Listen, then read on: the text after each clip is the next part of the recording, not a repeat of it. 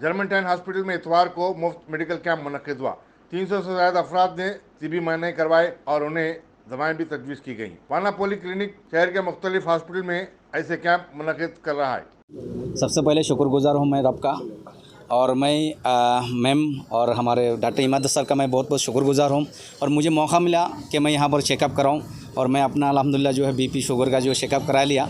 ऐसे तो नहीं है, और मैं अपना रब को शुक्रिया अदा करते हुए मैं आप लोगों को ये बात बोलना चाहूँगा, जितने भी लोग ये वीडियो को देख रहे हैं, तो आज जैसे कि हम जानते हैं पूरे देश में सेहत को लेके बहुत बड़ा प्रॉब्लम है। उसके ऊपर जो है हज़ारों लाखों रुपए खर्चा कर रहा है, इसके बाद जान भी चले जाता है, जान भी नहीं बच रहा है। तो अल्लाह रब्बुल इज़्ज़त ने जो है आप लोगों को और मुझे ऐसा एक मौका दिया है, ऐसी एक जगह रास्ता दिखाया है जहाँ पर हम फ्री चेकअप करके जो हज़ारों से लाखों रुपए से बच सकते हैं। देखो दोस्तों, एक सेहत ही हज़ार नियामत है। दुनिया में सेहत ऐसा एक नियामत है, अल्लाह रब्बुल इज़्ज़त ने फ्री में दिया है, उसको जो है हिफाजत करना हमारे काम है।